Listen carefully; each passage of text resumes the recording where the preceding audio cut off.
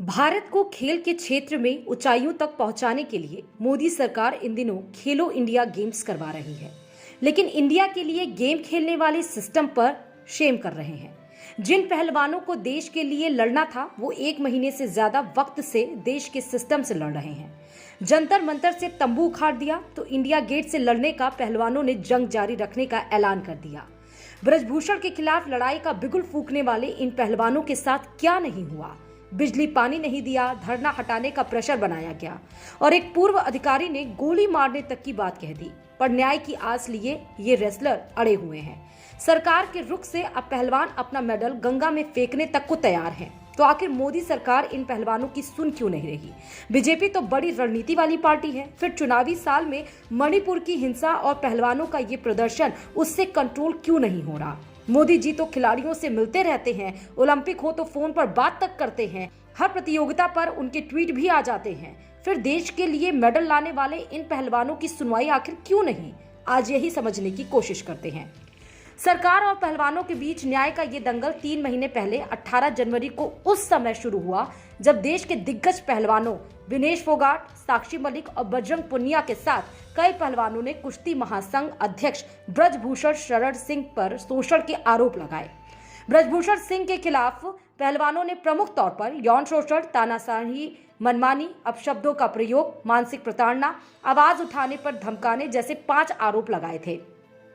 महिला पहलवानों के साथ यौन शोषण किए जाने का मुद्दा उठाते हुए विनेश फोगाट ने कहा था कि मैं खुद यौन उत्पीड़न के 10 से 20 केसों के बारे में जानती हूं। 21 जनवरी को खेल मंत्री अनुराग ठाकुर ने खिलाड़ियों से मुलाकात करके मामले में 5 सदस्यों वाली कमेटी बनाकर जांच की बात कही। दिग्गज मुक्केबाज MC मैरी कॉम को इस समिति का अध्यक्ष चुना गया था। इसके अलावा इसमें ओलंपिक पदक विजेता योगेश्वर दत्त, पूर्व बैडमिंटन खिलाड़ी मुरगुंडे, टॉप्स के पूर्व CEO राजगोपालन और भारतीय खेल प्राधिकरण की पूर्व कार्यकारी निदेशक राधिका श्रीमन समिति में शामिल थे। बाद में पहलवान और बीजेपी नेता बबीता फोगाट को भी इस समिति का हिस्सा बनाया गया था। समिति को 4 हफ्तों के अंदर जांच पूरी करने को कहा गया था। फिर इसकी समय सीमा को 2 और हफ्तों के लिए बढ़ा दिया गया, लेकिन 3 महीने गुजर जाने के बाद भी जब कुछ होता नजर नहीं आया तो 23 अप्रैल को पहलवान फिर धरने पर बैठ गए। पहलवानों ने कहा कि समिति ने क्या जांच की और उस जांच में क्या निकला ये अभी तक सामने नहीं आया है। आरोप ये भी लगे कि जांच रिपोर्ट से जानकारियां मीडिया में लीक की जा रही हैं। इधर अपने ऊपर लगे आरोपों को नकारते हुए ब्रजभूषण सिंह ने जनवरी 2023 में कहा था कि उनके खिलाफ प्लानिंग करके आरोप लगाए गए हैं, राजनीति के तहत उन पर ये आरोप लगाए जा रहे हैं। उन्होंने कहा था कि एक भी खिलाड़ी ओलंपिक के बाद नेशनल नहीं लड़ा, ट्रायल के बाद भी फेवर चाहते हैं। हरियाणा वाला गुट कुश्ती में हावी होना चाहता है, बिना नेशनल लड़े ओलंपिक में जाना चाहते हैं, इसलिए ये सब हो रहा है। इस बात की भी चर्चा होने लगी कि यह मुद्दा खिलाड़ियों का होने के बजाय राजनीतिक और हरियाणा वर्सेस उत्तर प्रदेश बन गया। देश के ज्यादातर फेडरेशन भी इसे कानूनी मामला ही बता रहे और विवाद से किनारा काट रहे। ये तो बात आरोपों की हो गई, पर इस पूरे मामले में फिर हुआ क्या? अब तक क्यों पहलवानों की नाराजगी दूर नहीं हुई, ये भी समझिए। फिर हम आपको बताएंगे कि मोदी पूरे मामले पर मौन क्यों है। पहलवानों का प्रदर्शन हुआ, अलग अलग राजनीतिक पार्टियों से समर्थन मिलने लगा। मंच पर प्रियंका गांधी से लेकर केजरीवाल और किसानों के नेता राकेश टिकैत तक पहुंचने लगे। मामला सुप्रीम कोर्ट गया। 24 अप्रैल को पहलवानों ने दिल्ली पुलिस से ब्रजभूषण शरण सिंह के खिलाफ यौन शोषण की शिकायत की, लेकिन FIR दर्ज नहीं हुई। फिर 28 अप्रैल को सुप्रीम कोर्ट के निर्देश के बाद दिल्ली पुलिस ने ब्रजभूषण के खिलाफ पॉस्को एक्ट और दूसरे मामलों में FIR दर्ज की, लेकिन इसके आगे कुछ नहीं हुआ और पहलवान न्याय के लिए लगातार लड़ रहे हैं। फिर नई संसद के उद्घाटन के दिन की तस्वीरें आपको याद ही होंगी, जब रेसलर्स ने मार्च का ऐलान किया था। पुलिस ने उनकी धक्का मुक्की हुई और उन्हें जंतर मंतर से हटा दिया गया। पर पहलवान है कि कह रहे हैं कि बिना न्याय पीछे नहीं हटेंगे। अब सबसे अहम बात यह है कि इस पूरी कहानी में वो संवेदनशील सरकार और उससे बड़े चेहरे खामोश क्यों हैं? बीजेपी के लिए ब्रजभूषण इतने जरूरी क्यों हैं? ब्रजभूषण शरण सिंह उत्तर प्रदेश के कैसरगंज से बीजेपी के सांसद हैं और भारतीय कुश्ती महासंघ के अध्यक्ष भी हैं। वे 5 बार बीजेपी से और साल 2009 में एक बार समाजवादी पार्टी से सांसद रह चुके हैं। गोंडा से आने वाले ब्रजभूषण सिंह पहलवानी भी करते थे। अयोध्या में हुए राम मंदिर आंदोलन आंदोलन से उग्र हिंदुत्व छवि के लिए पहचाने जाने वाले ब्रजभूषण सिंह साल 2011 में भारतीय कुश्ती महासंघ के अध्यक्ष बने।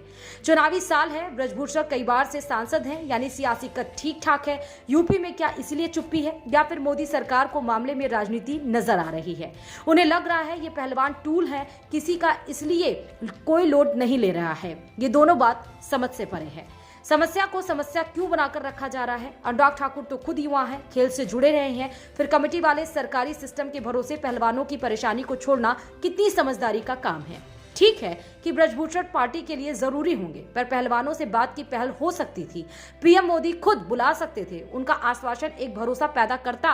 किसान आंदोलन वाली गलती क्यों दोहराई जा रही है? कर्नाटक की हार ने पार्टी को बड़े सबक दिए हैं। ऐसे में पहलवानों के मामले को हल्के में लेना भारी पड़ सकता है। जिस तरह से देश भर से पहलवानों खाप किसानों से समर्थक मिल रहा है, इन पहलवानों को बीजेपी ओवर कॉन्फिडेंस में इग्नोर करेगी तो नुकसान हो सकता है। अच्छा तो ये होता कि भले ही पार्टी की नजर में ब्रजभूषण सिंह सही हों, पर संदेश देने के नाम पर, खिलाड़ियों की भावना के सम्मान के नाम पर उन पर कोई कदम उठाया जाता। पूरे मामले में पीएम मोदी कोई एक ट्वीट ही कर देते तो खिलाड़ियों को भरोसा होता। जो कमेटी बनाई गई उसमें पहलवानों की राय को शामिल किया जाता। अनुराग ठाकुर का रवैया भी मामले में उतना गंभीर नहीं रहा जितना जरूरी था। कुल मिलाकर पहलवानों की ये लड़ाई सरकार की बेरुखी, सही समाधान ना तलाश पाने की चाह के कारण जारी है। देश की प्रतिभा ऐसे सड़कों पर लड़े, इससे ना तो देश का भला है ना पहलवानों का। गलती कहां हो रही है इसे वक्त रहते संभाल लिया जाए वही ठीक है, पर ना जाने क्यों ऐसा अब तक नहीं हो पाया है। ब्यूरो रिपोर्ट, खबर प्याली।